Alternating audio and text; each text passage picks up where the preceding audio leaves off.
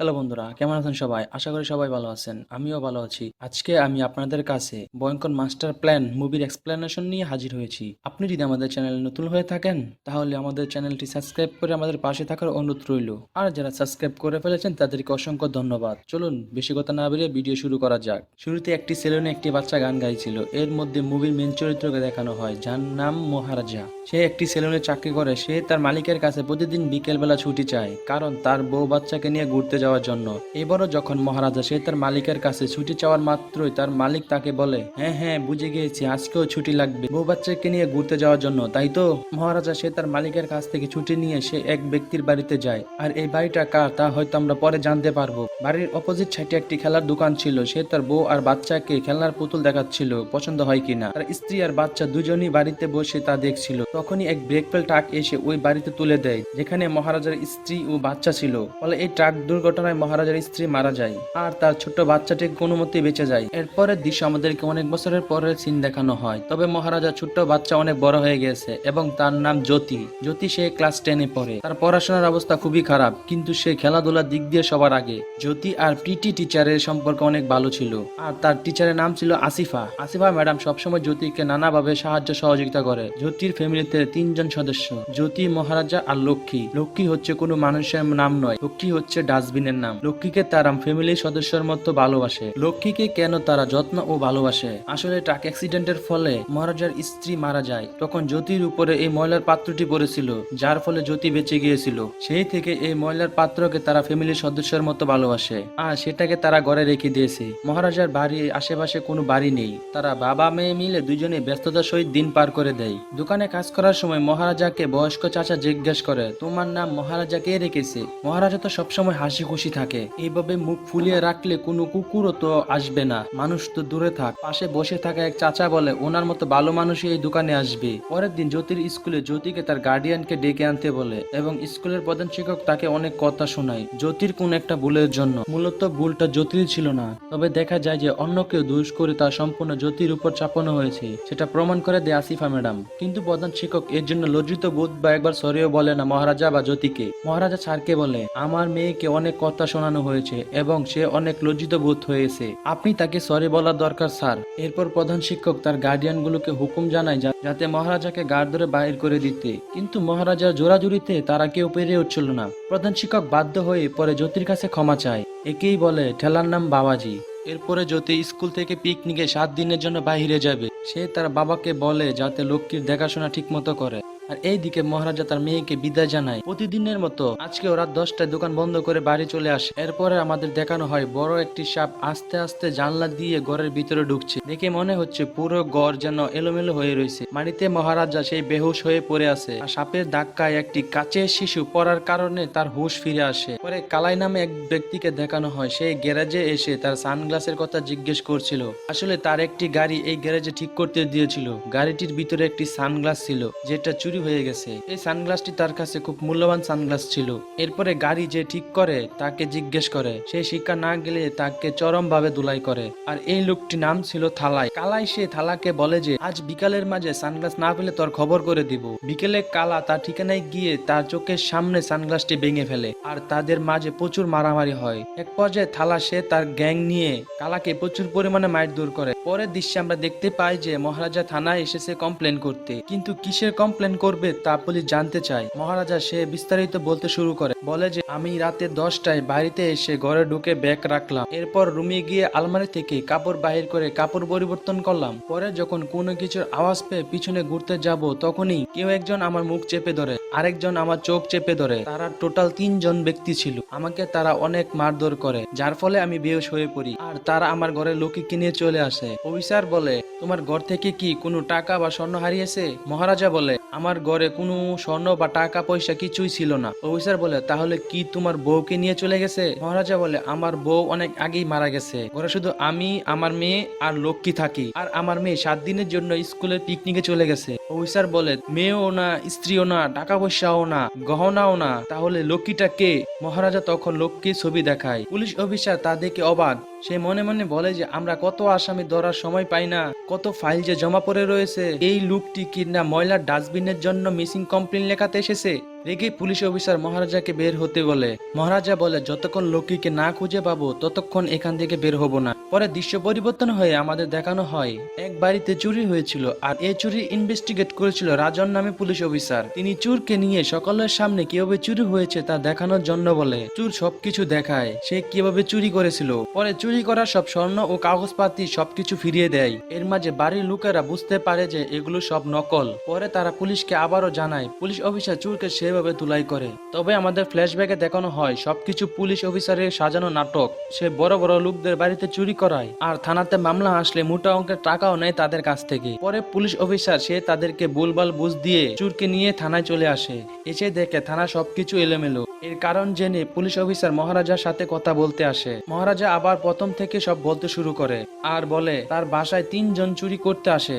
তাদের 3 জনের মধ্যে একজনের পিঠে ক্ষত চিহ্ন আছে। অবশেষে রাজন জানতে চায় এই ময়লার পাত্রের জন্য এত কিছু, এটা সে বিশ্বাস করতে চায় না। তাই আবারও রাজন সে মহারাজাকে থানা থেকে বের করে দেয়। তখন মহারাজা রাজন স্যারকে বলে যদি চোরদেরকে খুঁজে তার কাছে তুলে দেয় তাহলে তাকে 5 লক্ষ টাকা দিবে। এই কথা শুনে রাজনের লোভ বেড়ে যায় আর সে রাজি হয়ে যায়। মহারাজা তাদেরকে নগদে 40,000 টাকা দেয় আর বাকি টাকা লক্ষ্মীকে পাওয়ার পর দিবে তার প্রতিশ্রুতি দেয়। এই কাহিনীর পর রাজনের টিম মেম্বার বুঝতে বাকি রইল না যে লক্ষ্মীর মধ্যে নিশ্চয় মূল্যবান জিনিস রয়েছে, যার জন্য মহারাজা এত টাকা দিতে রাজি হয়েছে। আপনারা কি মনে করেছেন এটা কি শুধু একটা ময়লার পাত্র, নাকি এর পিছনে লুকানো অন্য কিছু আছে, যা একটু পরে আমরা জানতে পারবো। অন্য দিক দিয়ে আমরা নতুন একটি চরিত্রকে দেখতে পাই যার নাম সিলভা। সে ও তার সঙ্গীরা মিলে একটি বাড়িতে ডাকাতি করছিল। তারা বাড়িতে থাকা মা আর মেয়েকে বেঁধে রেখেছে। তারা রান্না করে খাবার খাচ্ছিল। গৃহকর্মী এক পর্যায়ে সিলভাকে বলে আপনারা যা খুশি সবকিছু নিয়ে নিন, আমরা কাউকে কিছু বলবো না। তখন সিলভার সহকর্মী সেই শয়তানের মতো হাসি দিয়ে গৃহকর্মীর মেয়েকে রুমে নিয়ে দর্শন করে। তাদের কাজ শেষে তারা বাড়ির গ্যাসের পাইপ লিক করে সমস্ত বাড়ি আগুন দিয়ে জ্বালিয়ে দেয়। পরের দিন সকালে সিলভা বাড়িতে ফিরে আসে। তার স্ত্রী দরজা খুলে দেয় আর এই মানুষটিকে দেখে মনেই হচ্ছে না সে গতকালকে একটি বাড়িতে ডাকাতি করে এসেছে। পরে সিলভা তার মেয়ের কাছ থেকে একটি খেলনা নিয়ে ডাস্টবিনে ফেলে দেয়। আর হ্যাঁ, আমাদের এই ডাস্টবিনটা কেমন জানি চেনা চেনা লাগে। এটা কিন্তু মহারাজের সেই নিখোঁজ হওয়ার ডাস্টবিন। আর এই ডাস্টবিনটা মহারাজের কাছে কিভাবে গেছে তা আমরা পরে জানতে পারবো। পরের দৃশ্য আমাদের বর্তমান দেখানো হয়, যেখানে পুলিশরা মহারাজা লক্ষ্মীকে খুঁজতে দোকানে দোকানে জিজ্ঞেস করছে। এইদিকে মহারাজা সে সারাদিন পুলিশ স্টেশনে বসে থাকতো। একদিন সেই গ্যারেজের মালিক আসে থালার সম্পর্কে মিসিং ডায়েরি লিখেতে। ব্যক্তিটির হাতে থালার ছবি দেখে মহারাজা চিনতে পেরে যায়। তখন ফ্ল্যাশব্যাকে আমাদের দেখানো হয় মহারাজার বাড়িতে যারা চুরি করতে আসছিল তাদের কারো কাছ থেকে একটি ট্রোল গেটের টিকিট পাওয়া গিয়েছিল। তবে খোঁজ নিয়ে জানা যায় যে এই গাড়িটি ছিল কালাইয়ের। হঠাৎ একদিন কালাইকে একটি বারে দেখা যায়। ঘটনার চক্রে গাড়ির ব্যাপারে গাড়ির বিষয়ে জিজ্ঞেস করলে বুঝতে পারে সেই দিন থালাই এই গাড়িটি চালিয়েছিল। এরপর থালাই বাহিরে বেরিয়ে যায়। মহারাজা তার পিছু করতে করতে একটা স্থানে এসে থামে। থালা বুঝতে পেরে সে তার সহযোগীদেরকে ইনফর্ম করে। এখানে প্রচুর পরিমাণে মারামারি হয়। এক পর্যায়ে মহারাজা সবাইকে মেরে থালা শার্ট ছিঁড়ে দেখছিল থালার পিঠে কোনো ক্ষত স্থান আছে কিনা। তবে তার পিঠে কিছুই ছিল না। মহারাজা জিজ্ঞেস করে তোমার বাকি 2 জন সহযোগী কোথায়? থালা তাকে বলে যে যাও গিয়ে পুলিশের কাছে খুঁজে লাগাও, পারলে দৌড়ে দেখাও। 2 জনের মধ্যে একজন পুলিশের লোক। তারপরে মহারাজা সেই থালাকে এক ছুরির আঘাতে মাথা আলাদা করে ফেলে। এরপর থেকে থালা নিখোঁজ। এই সব কিছু মহারাজা প্ল্যান করে করছিল। যেহেতু থালা বলছে তাদের একজন পুলিশ কর্মী, তাই ইচ্ছে করে মিসিং ডায়েরি লিখিয়েছে। আর সুযোগ বুঝে সব পুলিশদের পিঠে হাত দিয়ে দেখছে তাদের পিঠে কোনো ক্ষত স্থান আছে কিনা। তবে থানায় এমন কাউকে খুঁজে পাওয়া যায়নি। তখন কালাইও আসে থালাই এর নামে কমপ্লেন করতে। তখন পুলিশ অফিসার বলে সেই দিন এক ব্যক্তি এসেছিল থালাইয়ের নামে কমপ্লেন করতে। যদিও কালাইয়ের গাড়ে অনেক ব্যথা পাওয়ার কারণে সে গাড় নিয়ে লাড়াতে পারছে না। তার গাড়ের সমস্যা থাকার কারণে সে মহারাজার পাশে এসে বসে। তখন পুলিশ অফিসার আর ইনফরমার নানলার অনেক খোঁজাখুঁজির পর তারা লক্ষ্মীকে খুঁজে পায়নি। তখন তারা অর্ডার করে সেম টু সেম ডাস্টবিন বানিয়ে নেয়। এরপরে সিন চলে আসে অতীতে। সিলভার মেয়ের জন্মদিন ছিল, তাই তারা মেয়েকে একটি চেন গিফট করবে। এই চেনটি নিয়ে ফেরার পথে একটা দোকানে ঢুকে আর সে ফোনে কথা বলার সময় মহারাজা বুঝতে পারে তার ঘরে আজকে অনুষ্ঠান আছে। এই ব্যাপারে তাদের দুজনের মধ্যে কথা হয়। সিলভা বলে তার মেয়ের আজকে জন্মদিন। সেভ করার সময় মেশিন একটু নষ্ট হয়ে যায়। তখন মহারাজা একটু বাহিরে যায়। তখনই সিলভার কাছে তার সহকর্মীর ফোন চলে আসে যে পত্রিকায় তাদের ব্যাপারে কিছু ক্লু দিয়েছে। এই ব্যাপারে কথা বলতে বলতে সিলভা পিছনে ঘুরেই দেখে মহারাজা সেখানে উপস্থিত। সিলভা মনে মনে ভাবে মহারাজা হয়তো সবকিছু জেনে গেছে, তাই দ্রুত সেভ করে বাড়ি চলে আসে। এরপর মহারাজা তার দোকানে সিলভার মেয়ের জন্য রাখা চেনটি দেখতে পায়, তাই সে বিকেলে চেন ফেরত দিতে আসে। এইদিকে সিলভা সে তার স্ত্রী, মেয়ে, সহকর্মী সবাইকে নিয়ে বাড়ির উঠোনে দাঁড়িয়ে থাকে। তখন দেখা যায় পাশ থেকে একদল পুলিশ তাদের বাড়িতে আসে। আর দেখে মনে হচ্ছিল মহারাজা নিজে সঙ্গে করে পুলিশ নিয়ে এসেছে, কিন্তু মহারাজা শুধু মাত্র চেন ফেরত দিতে এসেছিল।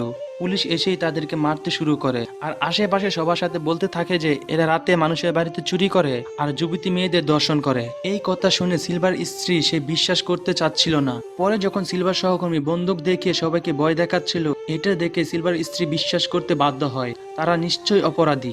এক পর্যায়ে পুলিশ সিলভাকে ধরে নিয়ে যায়, আর সিলভা মনে মনে ভাবতে থাকে মহারাজা হয়তো তাকে ধরিয়ে দিয়েছে এবং তার উপর প্রতিশোধের একটি ক্ষোভ জেগে ওঠে।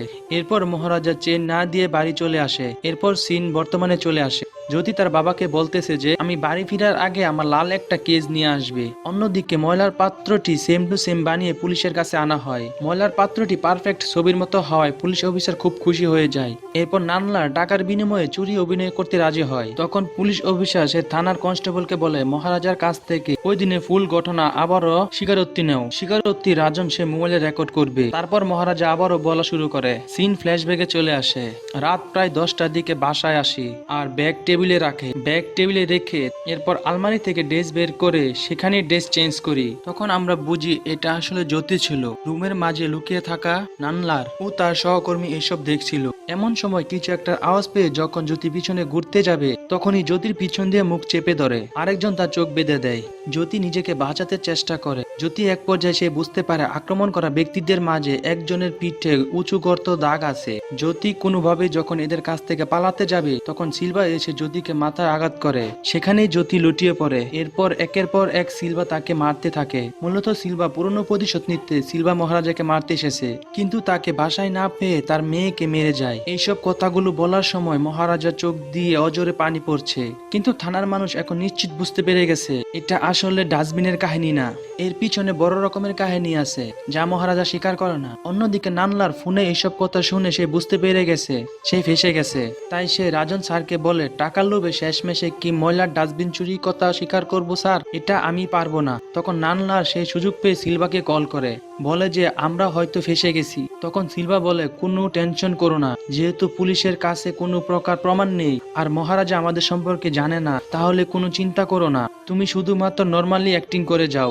এরপর আমাদের আবারও অতীত দেখানো হয়। মহারাজা বাড়িতে ফিরলে তার মেয়ের করুণ অবস্থা দেখতে পায় আর তাকে হাসপাতালে নিয়ে যাওয়া হয় এবং চিকিৎসা শুরু করে। পরে জ্যোতি তার বাবাকে সম্পূর্ণ ঘটনা খুলে বলে আর প্রমাণ হিসেবে বলে একজন ব্যক্তির পিঠে ক্ষত আছে। জ্যোতি তার বাবাকে রিকোয়েস্ট করে, বাবা তুমি আমাকে ওই ব্যক্তির কাছে নিয়ে যাও, আমি তাদের সাথে কথা বলতে চাই, তারা কেন আমার সাথে এমন করেছে, আমি তাদেরকে কি এমন ক্ষতি করলাম। পরের দিন সকালবেলা পুলিশ অফিসার আর তার সহকর্মী ও নানলা তারা সবাই মিলে মহারাজার বাড়িতে আসে। পুলিশ অফিসার লক্ষ্মীকে মহারাজার হাতে দিয়ে বলে এই নাও তোমার লক্ষ্মী, আর নানলারকে বলে কিভাবে চুরি করেছো তা বিস্তারিত বলতে শুরু করো। নানলা সবকিছু বলতে শুরু করে।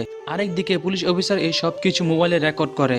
নানলার যখন বিস্তারিত বলা শেষ করে তখন মহারাজা বলে স্যার ওর প্রতি আমার কোনো অভিযোগ নেই, কিন্তু মহারাজা সে মনে মনে প্ল্যান করে রেখেছিল যাতে তার মাধ্যমে আরেকজনের কাছে যাওয়া যায়। তখন পুলিশ অফিসার রাজন বলে যদি তোমার মেয়েকে এভাবে রেপ করতো তখনও তুমি এভাবে মাফ করে দিতে নাকি। মহারাজা পুলিশ অফিসারের মুখে কথা শুনে অবাক হয়ে যায়। মূলত মহারাজা যখন কমপ্লেন করেছিল যে তার লক্ষ্মী হারিয়ে গিয়েছিল তখনই তার খটকা লেগেছিল, তাই সে ভালো করে মহারাজার ব্যাপারে খোঁজ নেয় আর খোঁজ নিয়ে দেখে যে তার মেয়ে হাসপাতালে ভর্তি আছে। তখন পুলিশ অফিসার স্যারের আর বুঝতে বাকি রইল না, সে তদন্ত করে দেখতে পায় যে এই কেসের সাথে নানলার জড়িত আছে। তাই ইচ্ছে করে পুলিশ অফিসার এইসব প্ল্যানিং করে যাতে নানলারকে এখানে নিয়ে আসতে পারে। পুলিশ অফিসার সে বুঝতে পেরে গিয়েছিল যে মহারাজা লক্ষ্মীর আড়ালে তার মেয়েকে যারা রেপ করেছে তাদেরকে সে খুঁজতেছে।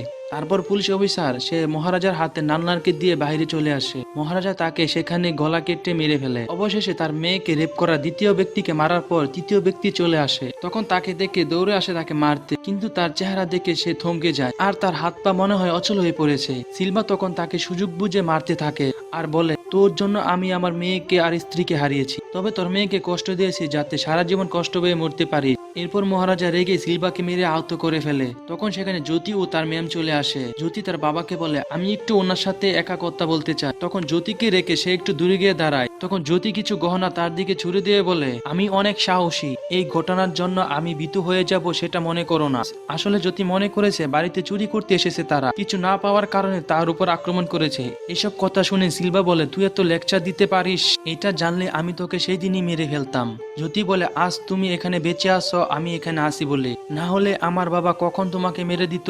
এরপর জ্যোতি যখন তার বাবার সাথে চলে যেতে লাগে তখন সিলভা খেয়াল করে দেখে যে গহনার ভিতরে তার মেয়ের জন্য কিনা সেই ছোট্ট লকেটটি। আর এটা দেখে সে সামনে তাকিয়ে খেয়াল করে যে জ্যোতির গাড়ে একটি ক্ষত দাগ আছে, অর্থাৎ মহারাজা ও তার স্ত্রী দুজন মিলে তাদের লকেটটি ফিরত দিতে গিয়েছিল সিলভার স্ত্রীর কাছে। সেই সময় ট্রাক অ্যাক্সিডেন্ট হয়, যার ফলে সেখানে থাকা সবাই মারা গিয়েছিল, শুধুমাত্র সিলভার মেয়ে বেঁচে গিয়েছিল।